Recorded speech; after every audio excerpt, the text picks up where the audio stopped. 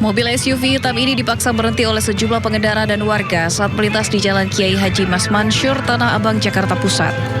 Warga yang emosi melakukan pengerusakan menggunakan batu dan kayu hingga sejumlah kaca mobil pecah. Bahkan seorang warga nekat menaiki kap mobil saat pengemudi nekat melanjutkan perjalanan. Meski sempat kabur ke arah pasar Tanah Abang, namun mobil akhirnya berhasil dihentikan ketika terjebak kemacetan. Menurut saksi, insiden pengerusakan mobil terjadi pada Sabtu sore, di mana mobil yang dikemudikan seorang pria diduga kabur usai menyenggol seorang pengemudi ojol. Makanya di sini, di depan putaran sini, dikerumunin. Kan macet pasan sampai di sini putaran. Langsung tuh orang-orang pada nyamperin. Akibat kejadian, mobil mengalami kerusakan yang cukup parah dan pengemudi terluka di bagian wajah diduga terkena pecahan kaca. Pengemudi mobil selanjutnya dibawa ke Polsek Metro Tanah Abang. Dari Jakarta, Rani Sanjaya, iNews melaporkan.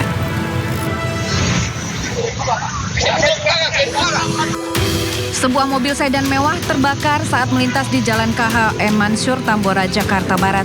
Pemilik mobil bersama warga berupaya memadamkan api dan kepulan asap tebal menggunakan air seadanya.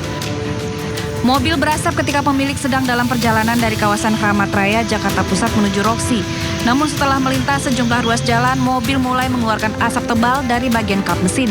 Tak lama kemudian, mobil akhirnya mati mesin. Dalam keadaan panik, pemilik segera menepikan kendaraan ke pinggir jalan.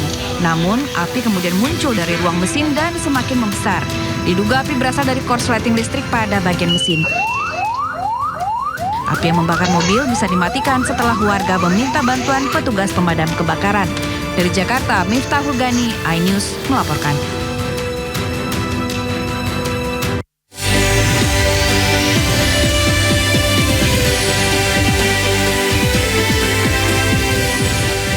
Gempa 7,7 magnitudo mengguncang Pulau Sangihe, Sulawesi Utara. Peringatan tsunami berbunyi di sejumlah wilayah.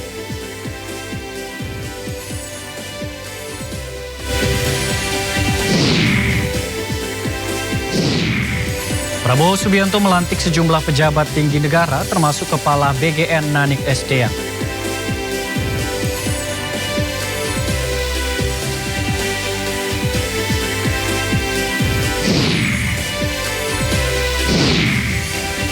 Desak hentikan serangan ke Lebanon, Iran meluncurkan sejumlah serangan rudal ke Israel.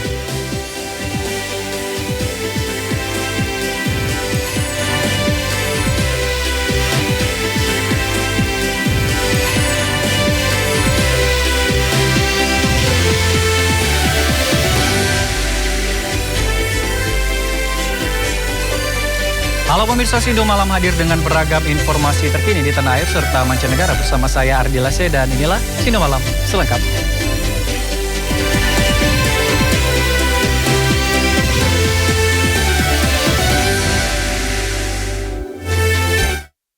Pemirsa, kita awali Sindo Malam pada hari ini. Gempa mengguncang Pulau Sangihe, Sulawesi Utara. Peringatan tsunami berbunyi di sejumlah wilayah. Gempa magnitudo 7,7 dengan kedalaman 105 km mengguncang barat laut Tahuna, Kepulauan Sangihe, Sulawesi Utara. Besarnya gempa membuat BMKG mengeluarkan peringatan dini tsunami. Peringatan tsunami diberikan untuk wilayah Gorontalo, Kalimantan Timur, Maluku Utara, Sulawesi Tengah, dan sejumlah wilayah di Sulawesi Utara. Warga pun diminta untuk menjauhi laut.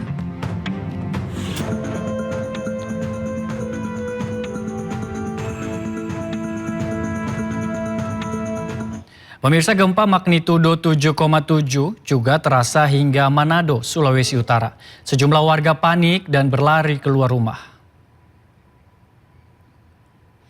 Seorang influencer warga Manado mengunggah situasi terkini di rumahnya di Manado, Sulawesi Utara pasca gempa yang terasa cukup kuat di sana. Sejumlah warga keluar rumah untuk menyelamatkan diri. Namun belum ada informasi terkait kerusakan akibat gempa ini. Gempa magnitudo 7,7 mengguncang Kepulauan Sangihe, Sulawesi Utara pada Senin pagi pukul 7.37 waktu Indonesia Tengah. Gempa yang berpotensi tsunami ini terasa hingga kota Manado, Minahasa Utara, Kepulauan Minahasa, Minahasa Selatan, Bolaang Mangondo, Gorontalo, Kabupaten Buol, dan Kabupaten Toli-Toli.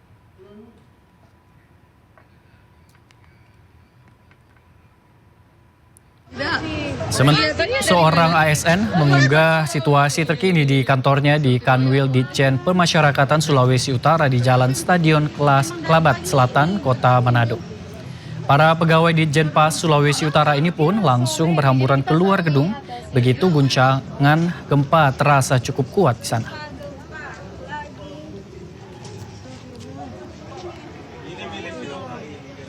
Sementara itu pemirsa, 3 wilayah Indonesia diterjang tsunami usai gempa di Mindanao, Filipina. 3 wilayah terjadi tsunami berada di perairan Maluku.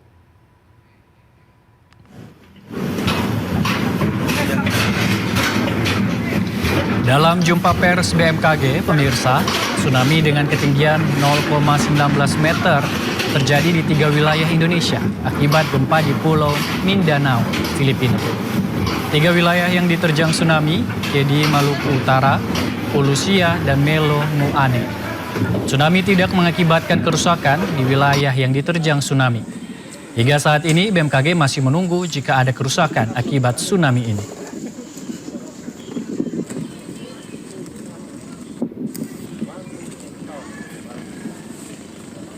BMKG mengeluarkan peringatan dini tsunami untuk sejumlah wilayah di Indonesia setelah gempa berkekuatan magnitudo 7,7 mengguncang Kepulauan Sangihe, Sulawesi Utara. Akibat gempa bumi tersebut.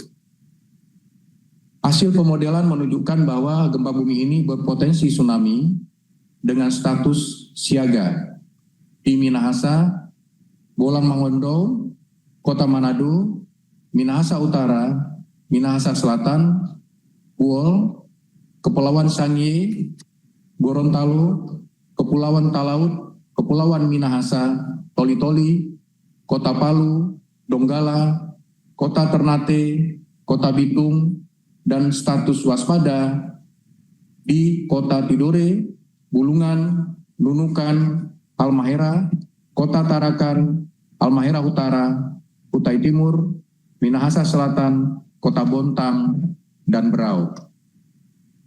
Rekomendasi sebagai arahan daerah terancam dengan status ancaman untuk siaga yang sudah saya sebutkan tadi daerahnya, agar menjauhi pantai menuju tempat aman yang lebih tinggi.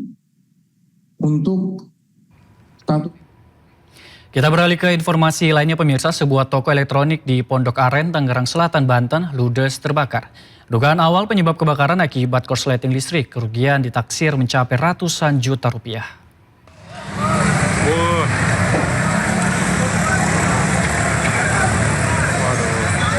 Beginilah kepanikan warga saat kobaran api menghanguskan sebuah toko elektronik di Jalan Pesantren Pondok Aren, Tangerang Selatan, Banten. Sabar ini lagi. Ngapain diulang lagi sih? Ntar aja Papa. Ya Allah. Pak, ini lagi. Banyaknya material yang mudah terbakar membuat api dengan cepat merambat ke seluruh bagian bangunan. Dugaan sementara kebakaran terjadi akibat korsleting listrik. Banyaknya asap membuat pemadam kebakaran sempat kesulitan memadamkan api. Api berhasil dipadamkan 1 jam kemudian setelah 6 unit mobil damkar dikerahkan ke lokasi. Yang terbakar adalah toko elektronik. Dan di sini sudah terjadi kebakaran besar. Saya luncurkan dari 3 pos terdekat. Untuk kerugian sekitar 700 juta untuk korban nihil. Pak, dugaan sementara apa nih Pak? Dugaan sementara dari listrik MCB-nya.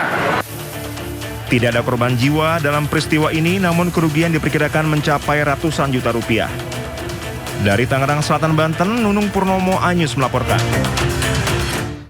Pemirsa, sebuah pabrik kayu ludes dilalap si jago merah di kawasan industri Candi Kota Semarang, Jawa Tengah. Dugaan sementara api berasal ledakan masih di ruang operasional.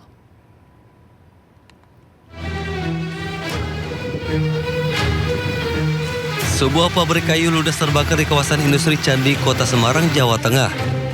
Banyaknya material yang mudah terbakar membuat api terus membesar dan merambat ke bangunan lainnya. Damkar Kota Semarang berjibaku memadamkan api dengan mengerahkan 6 unit mobil pemadam kebakaran dan puluhan personil. Pemadaman terkendala minimnya air akibat lokasi yang jauh dari sumber air. Dugaan sementara api berasal dari ledakan di bagian operasional. Pak, dugaan api dari apa ini? Konsleting atau apa? Ya kalau yang pastinya kita belum tahu, cuman info dari karyawan sini tadi yang tak tanyain itu awalnya ada ledakan di mesin produksi katanya. Ya, dari karyawan sini tadi infonya. Tidak ada korban jiwa dalam peristiwa ini, namun kerugian ditaksir mencapai ratusan juta rupiah. Polisi masih menyelidiki penyebab pasti kebakaran. Dari Semarang, Jawa Tengah, Wisnu Wardana, iNews melaporkan. Sebuah pipa gas milik Pertamina di Kabupaten Bekasi, Jawa Barat bocor dan menimbulkan bau menyengat. Satu warga dievakuasi ke klinik akibat sesak nafas. Gas Buni Baru, gas Pertamina. Sebuah pipa gas milik Pertamina di Kampung Buni Baru, Kecamatan Babelan, Kabupaten Bekasi, Jawa Barat mengalami kebocoran. Sejumlah warga panik dan berupaya menjauh dari area kebocoran pipa karena bau gas yang sangat menyengat.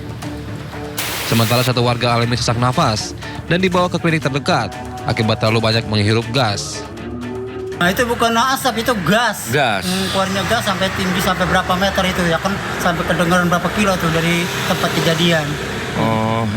Jadi warga sempat panik ya Pak? Bukan panik lagi, bahkan ada yang pingsan. Warga berharap pipa gas yang bocor segera diperbaiki karena khawatir bau gas menyengat semakin berdampak pada gangguan kesehatan mereka. Dari Kabupaten Bekasi, Jawa Barat, Ahmad Jawahari Lutfi, iNews melaporkan.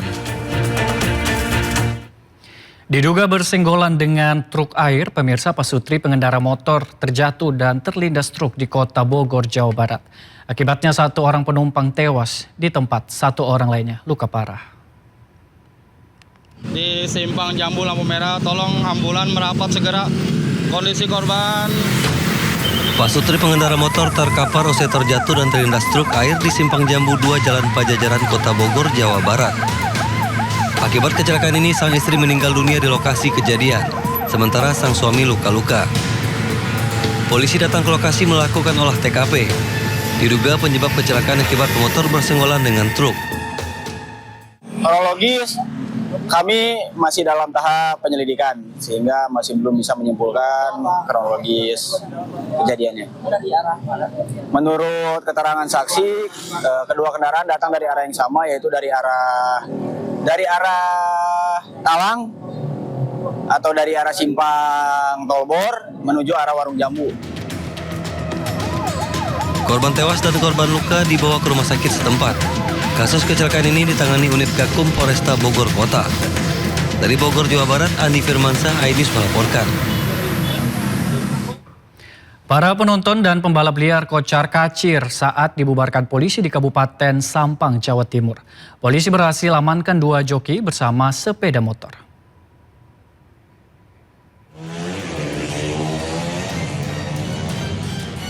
Aksi balap liar kerap digelar sejumlah remaja di Jalan Samsul Arifin, Kabupaten Sampang, Jawa Timur. Situasi seketika riuh setelah polisi yang menyamar membekuk joki saat bersiap balapan. Ratusan penonton yang memadati lokasi kocar-kacir berhamburan menyelamatkan diri. Polisi berhasil mengamankan 2 joki beserta kendaraannya. Keduanya digelandang ke Mapolres Sampang untuk pemeriksaan lebih lanjut. Waktu malam minggu kemarin sempat diamankan di Satreskrim oleh unit ERC untuk dimintai keterangan dan dibuatkan pernyataan. Kemudian didatangkan juga orang tuanya untuk memberikan pembinaan kepada 2 joki ini untuk tidak melakukan kegiatan balap liar lagi. Polisi mengimbau orang tua untuk lebih ketat mengawasi anak-anaknya agar tidak terlibat dalam aksi jalanan yang membahayakan keselamatan. Dari Sampang, Jawa Timur, Fatur Rahman, iNews melaporkan.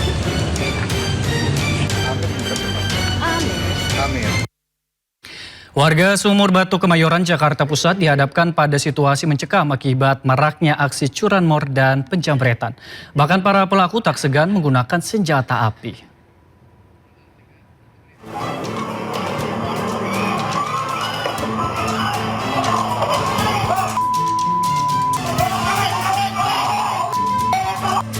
Dua pelaku curanmor berboncengan sepeda motor berusaha kabur saat dikejar sejumlah warga di Jalan Sumber Pelita, Sumur Batu, Kemayoran, Jakarta Pusat. Salah seorang warga berusaha mengadang di tengah jalan namun akhirnya menghindar usai ditodong dengan senjata api. Sementara sejumlah warga lainnya masih terus mengejar dengan berlari hingga ke jalan raya. Meski ketiga pelaku lolos, aksi warga membuat pelaku gagal menggasak sepeda motor korban. Antara dua tendang itunya depan sama motor saya palangin ya? Palang langsung biar dia tabrak motor saya nggak apa-apa. Biar dia babak belur sekalian. Karena ngeluarin senpi ya? Iya, sebelum saya bertindak ke itu, dia udah gini. Diam. Nah itu, waduh. Pakai masker nggak, Bang? Warga berharap adanya patroli rutin dari petugas kepolisian hingga malam hari, mengingat lokasi ini rawan aksi curanmor dan penjamretan. Dari Jakarta, Rani Sanjaya, iNews melaporkan. Warga Kapuk Muara, Jakarta Utara berhasil membekuk pelaku curanmor bersenjata api. Dua dari 3 pelaku diringkus, sementara 1 pelaku melarikan diri.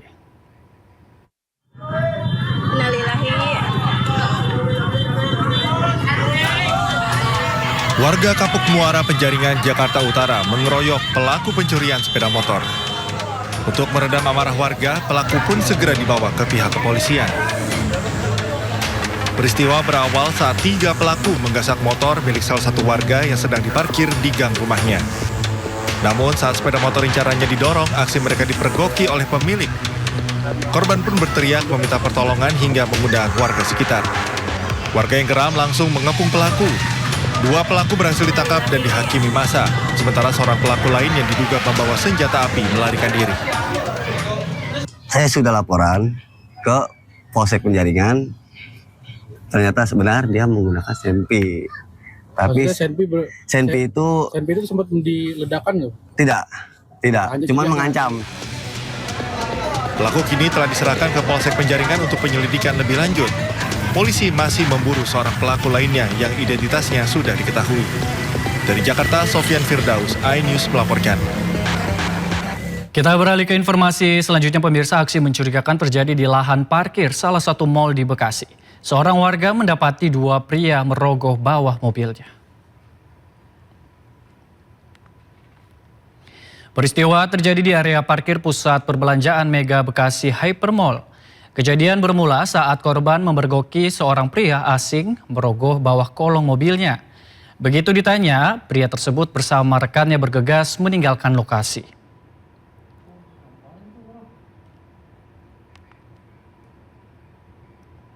Tolong mobil saya. Gimana sih, Mbak? Ini satpam deh. Ngapain tuh ke kolong-kolong mobil gue? Buka ini dia.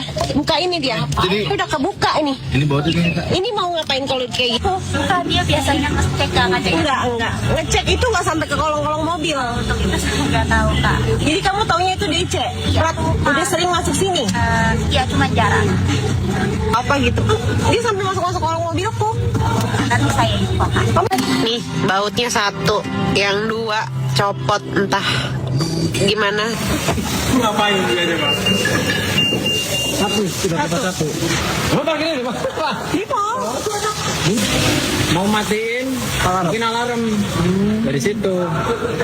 Ini. Bisa. Oh, bisa.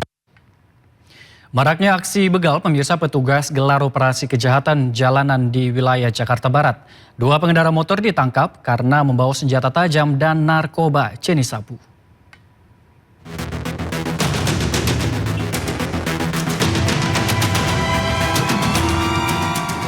Petugas gabungan TNI Polri dan Satpol PP melakukan patroli kejahatan jalanan di sejumlah wilayah Jakarta Barat. Satu persatu, petugas menghentikan pengendara motor dan melakukan penggeledahan di Jalan Daan Mogot, Kiai Tapa, dan Tubagus Angke. Saat berpatroli di Jalan Kemanggisan Raya Palmerah, petugas mendapati seorang pemuda membawa narkoba jenis sabu. Ayo, Ben, kita dorong kantor, Ben. Temennya, Bang. Mana temennya? Tadi ada temennya situ. Aduh. Mana ya? Sementara di Jalan Tubagus Angke, petugas mengamankan seorang pemuda yang membawa senjata tajam jenis golok. Patroli kejahatan akan digelar secara rutin untuk menciptakan keamanan dan kenyamanan masyarakat. Dari Jakarta, Miftahul Gani, iNews melaporkan. Anda kembali di Sindo Malam pemirsa. Presiden Prabowo Subianto melantik dan mengambil sumpah jabatan Kepala BGN Nanik S. Deyang dan Penasihat Khusus Presiden Said Iqbal. Lagu Kebangsaan Indonesia. Presiden Prabowo Subianto melantik dan mengambil sumpah jabatan sejumlah pejabat tinggi negara. Di antaranya adalah Kepala Badan Gizi Nasional Nanik S. Deyang, Wakil Kepala BGN Agustina Arumsari dan Trenggono, serta Penasihat Khusus Presiden Bidang Ketenagakerjaan dan Kesejahteraan Buruh Said Iqbal. Nanik S. Deyang berjanji akan melakukan efisiensi anggaran pada program MBG.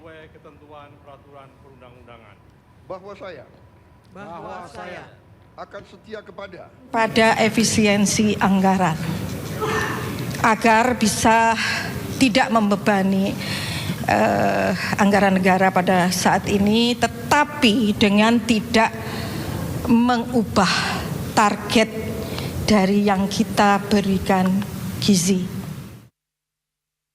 Dan berikut pemirsa daftar pejabat yang dilantik Presiden Prabowo hari ini.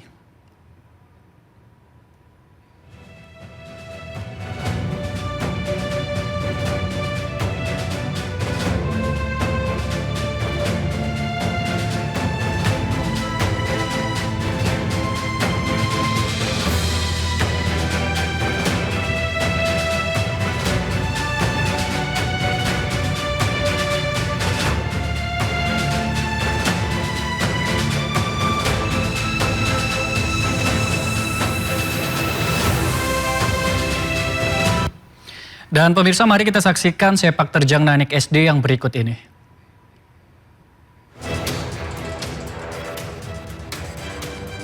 Nanik Sudaryati Deyang lahir di Madiun, Jawa Timur 3 Januari 1968. Sebelum bergabung dalam pemerintahan, Nanik diketahui sempat berkarir sebagai jurnalis. Nanik memulai karir di pemerintahan saat dipercaya menjadi wakil 1 Badan Percepatan Pengentasan Kemiskinan pada tahun 2024. Sementara sebelumnya, pada 2019, Nanik pernah menjabat sebagai Wakil Ketua Badan Pemenangan Nasional untuk pasangan Prabowo Sandiaga Uno dalam Pilpres.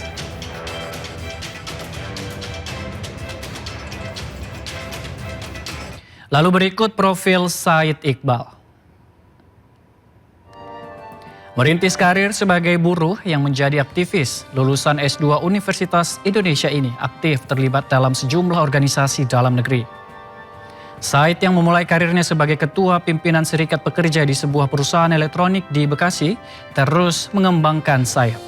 Dia sempat menjabat Presiden FSPMI sebelum menjabat sebagai anggota Dewan Pengupahan Nasional, Presiden KSPI, dan saat ini Presiden Partai Buruh Indonesia.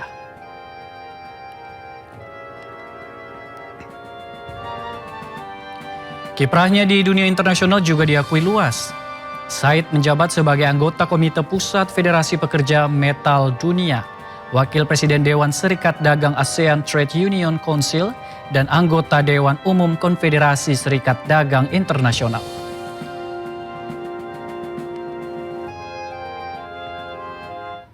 Kita beralih ke informasi lainnya pemirsa. Presiden ke-7 Joko Widodo tanggapi kasus korupsi mantan Kepala BGN Dadan Hindayana.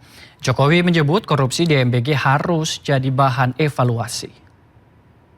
Memang itu sebuah evaluasi total dari pemerintah. Saya kira sangat bagus. Seperti itulah tanggapan Presiden ke-7 RI Joko Widodo atas kasus korupsi MBG yang dilakukan oleh Dadan Hindayana. Jokowi menyebut selaku tersangka korupsi, Dadan pantas ditangkap. Jokowi mungkin lupa 2 tahun lalu dirinya lah yang memilih dan melantik Dadan Hindayana sebagai Kepala Badan Gizi Nasional. Badan yang ia bentuk 2 bulan sebelum dirinya lengser dari kursi presiden. Setelah Prabowo Subianto menjadi RI 1, selanjutnya Dadan bekerja di bawah arahannya. Awal Januari 2025, MBG diluncurkan secara nasional. Prabowo pun tampak puas program unggulannya berjalan lancar. Dadan pun dianugerahi tanda kehormatan bintang jasa utama. Sayang bak layu sebelum berkembang, belum genap 2 tahun program MBG terbelit skandal korupsi. Pelakunya bukan orang jauh, dia adalah Dadan Hindayana. Kejagung menyebut dibantu dua mantan wakilnya Sony Sonjaya dan Lodowik Pusung, ketiganya melakukan penyimpangan tata kelola MBG. Ketiganya mendapat uang haram hingga 1 miliar rupiah setiap hari. Kini Dadan, Sony dan Lodowik telah ditetapkan sebagai tersangka.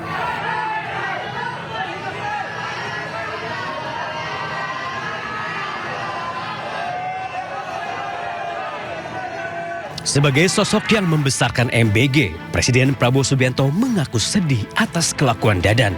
Saya terpaksa mengganti orang-orang yang saya percaya.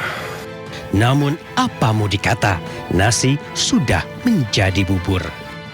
Tim Liputan iNews melaporkan. Setelah ditetapkan sebagai tersangka korupsi MBG, Sony Sonjaya ajukan Justice Collaboration. Sony bahkan sudah menyerahkan 20 nama yang ia sebut terlibat dalam korupsi MBG.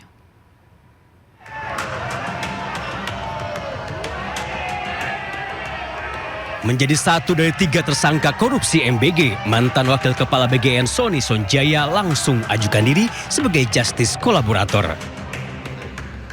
Bukan hanya rencana, kuasa hukum Sony Krisnamurti langsung menyerahkan surat pengajuan Justice Collaborator ke Kejaksaan Agung. Krisna mengaku Sony bahkan sudah menyerahkan 20 lebih nama yang diduga bekerja sama menggerogoti uang MBG. Ya, lebih dari 20 nama itu disebutkan. Cuman klien kami bilang itu baru sebagian.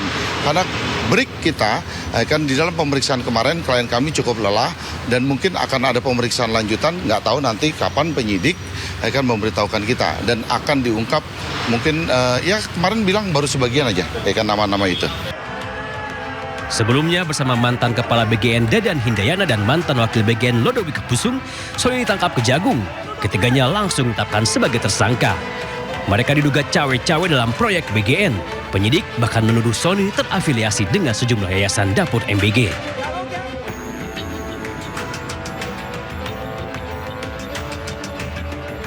Yang menarik, beberapa saat sebelum mengenakan rompi oranye, Purnawirawan polisi berpangkat Inspektur Jenderal itu bahkan sempat mengunggah selembar surat yang ia tujukan kepada Kepala BGN baru Nanik Sudaryati Daeng.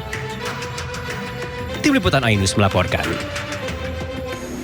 Ex-Wakil Menteri Imigrasi dan Pemasyarakatan Silmi Karim diperiksa perdana oleh penyidik Komisi Pemberantasan Korupsi usai ditetapkan sebagai tersangka kasus dugaan pemerasan terkait pengurusan izin WNA di Ditjen Imigrasi.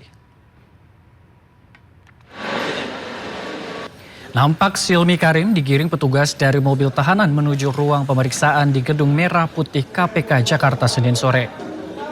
Meski demikian, belum diketahui Silmi akan diperiksa sebagai saksi atau tersangka dalam pemeriksaan perdana hari ini.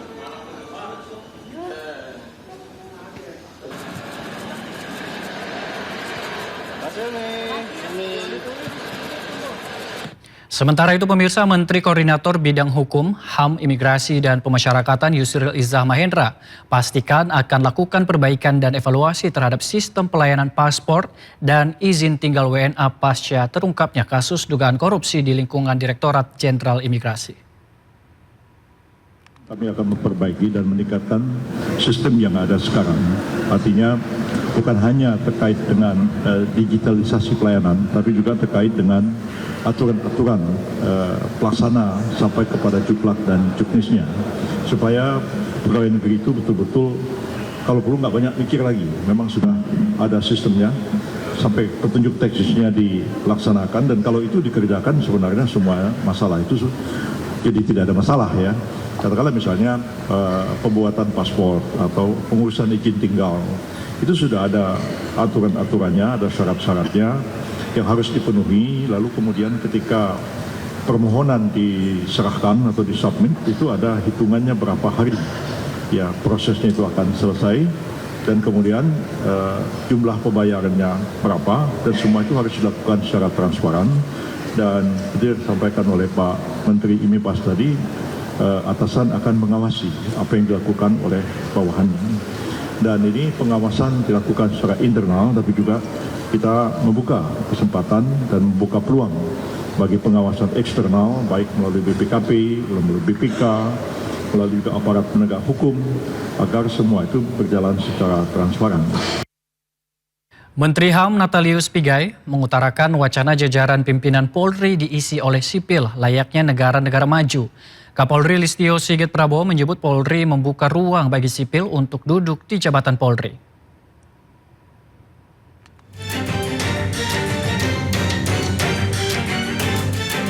Menteri HAM Natalius Pigai menyampaikan gagasan agar pejabat kepolisian bisa diisi oleh sipil.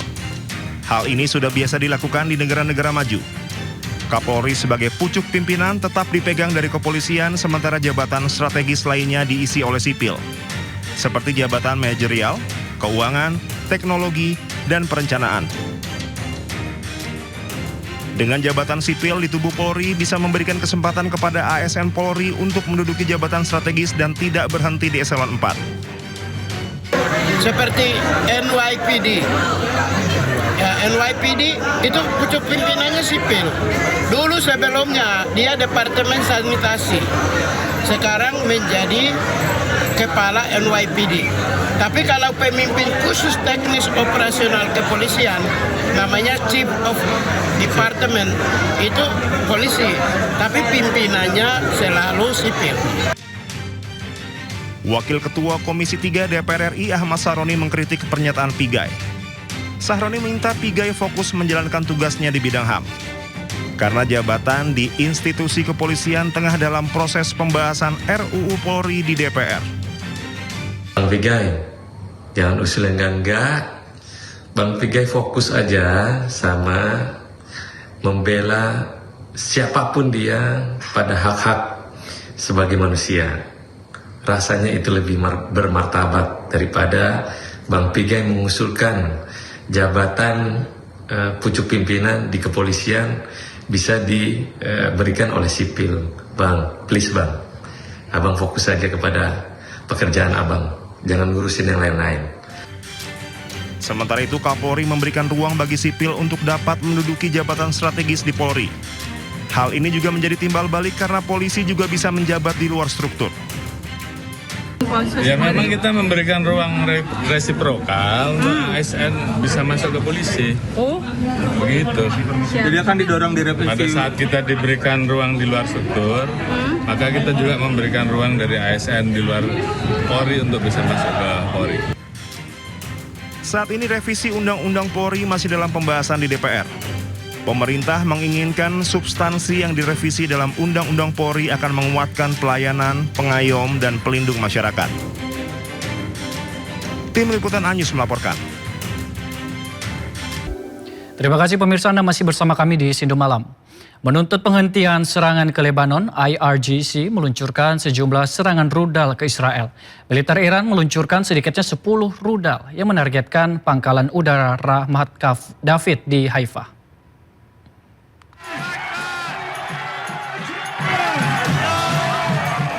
Pemerintah Iran melancarkan serangan rudal balistik yang menargetkan pangkalan udara Zionis Israel, Ramat David Air Base yang berada di Haifa. Akibat serangan rudal IRGC ini, sedikitnya 2 orang penjajah Israel tewas dan 20 lainnya terluka. Peluncuran 10 rudal balistik ini merupakan balasan atas serangan penjajah Israel ke Lebanon. Pemerintah Iran juga menuntut teroris Israel menghentikan serangannya ke Lebanon. Sejak 2 Maret 2026, serangan keji penjajah Israel menewaskan sedikitnya 3.613 orang dan melukai 11.072 warga sipil Lebanon.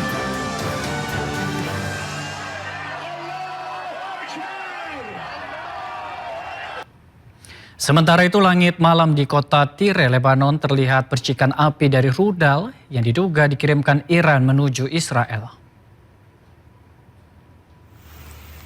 Selain rudal yang dikirim dari Iran, narasi yang dilaporkan ada pula proyektil rudal pertahanan Israel.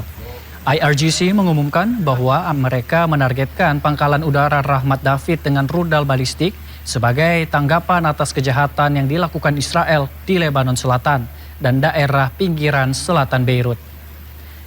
Di sisi lain, Israel juga melaporkan bahwa telah berhasil mencegat rudal Iran semuanya. Bismillahirrahmanirrahim. رژیم متجاوز صهیونیستی با نقض مکرر آتش بس شرارت‌های خود علیه مردم مظلوم لبنان را با چراغ سبز و حمایت آمریکای جنایتکار و سکوت مجامع بین‌المللی روز به روز افزایش داده و با استفاده از سلاح‌های ممنوعه از جمله بمب‌های فسفوری مرتکب جنایات جنگی می‌گردد.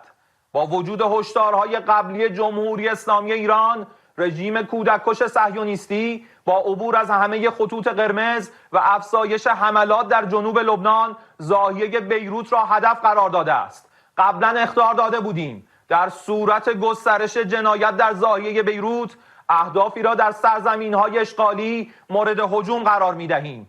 ارتش صهیونیستی باید حملات خود به جنوب لبنان و زاهیه را متوقف نماید و در صورت گسترش حملات خود به آن منطقه و یا پاسخ به اقدام ایران با ضربات کوبنده‌تر و پشیمان کننده روبرو و حملات ویرانگری علیه رژیم و حامیان آن آغاز خواهد شد و من نصر الا من عند الله العزیز الحکیم. Tak hanya rudal, Iran juga meluncurkan gelombang serangan drone ke wilayah pendudukan Israel. Hal ini bertujuan untuk menembus dan menguji efektivitas sistem pertahanan udara berlapis Israel.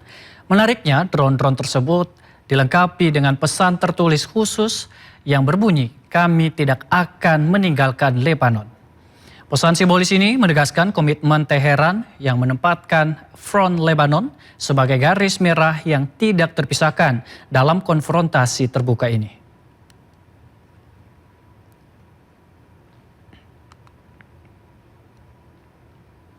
Ribuan warga di ibu kota Teheran dan sejumlah kota besar Iran turun ke jalan-jalan utama untuk memberi dukungan terhadap serangan Iran ke Israel. Di Teheran, massa berkumpul sambil mengibarkan bendera nasional sesaat setelah menyaksikan peluncuran gelombang rudal balistik yang diarahkan ke wilayah Israel. Pekikan takbir serta yel-yel kemenangan menggema di tengah pusat kota, di mana warga memberi dukungan atas langkah militer yang diambil Garda Revolusi Iran IRGC.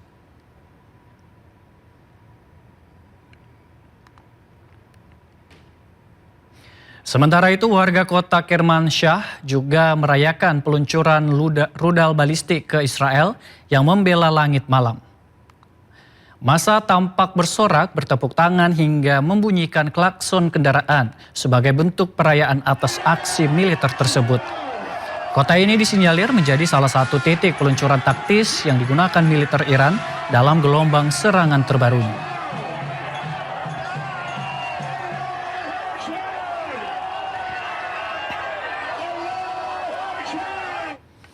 Tak hanya warga Iran, pemirsa, warga Lebanon juga merayakan serangan Iran ke Israel.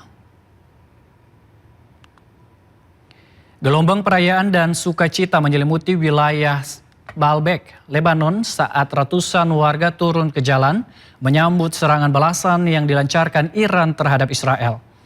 Suasana malam di kota bersejarah berubah riuh sesaat lautan massa mengibarkan bendera nasional sambil menyuarakan dukungan penuh atas aksi militer Teheran yang dinilai sebagai balasan rentetan agresi Israel ke Lebanon. Bagi warga Lebanon, serangan militer Iran memberikan harapan baru di tengah tekanan agresi Israel yang terus membayangi wilayah mereka.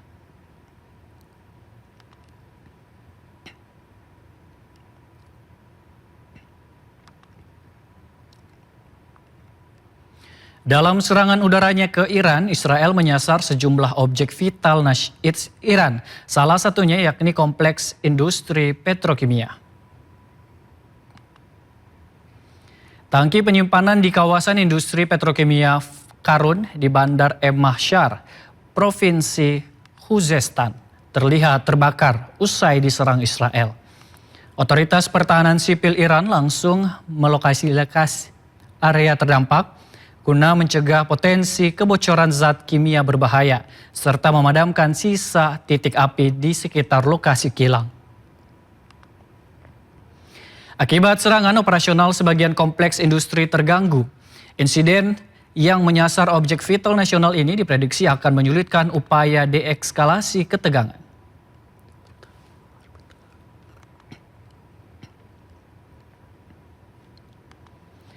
Atas serangan tersebut, Iran langsung melepaskan gelombang tembakan rudal balistik yang ditargetkan menuju kota pelabuhan strategis Haifa.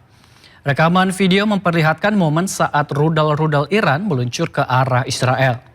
Serangan balasan berkecepatan tinggi ini langsung memicu pengaktifkan status darurat dan sirine peringatan bahaya udara di wilayah utara Israel.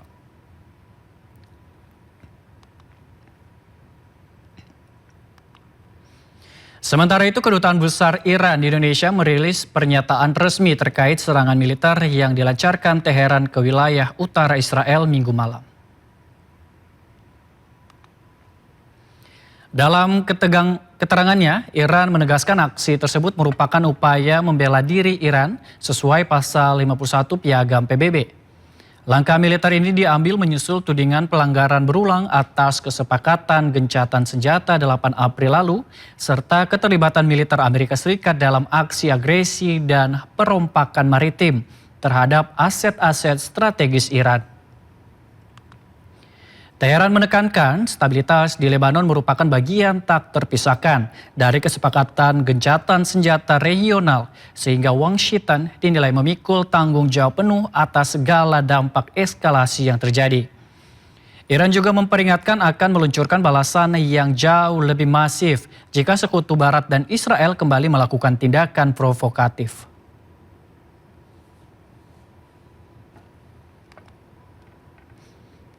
Kelompok Ansarullah Houthi Yaman mengumumkan akan membantu Iran terlibat dalam konfrontasi militer melawan Israel. Houthi mengecam dan mengancam menyerang Israel dan melarang kapal-kapal Israel melintasi Laut Merah.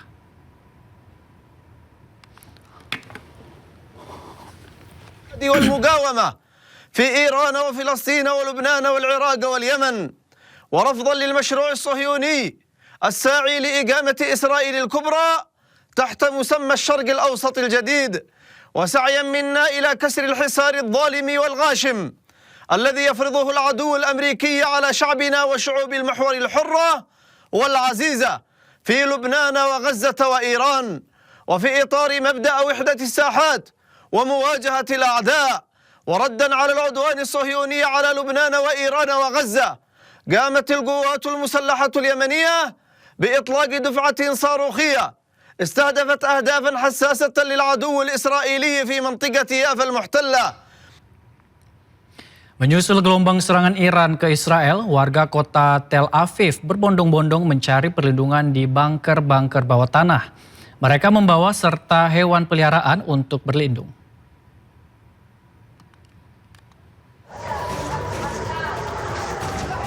Sirine peringatan bahaya udara meraung keras di seantero kota Tel Aviv menyusul gelombang serangan udara Iran ke Israel.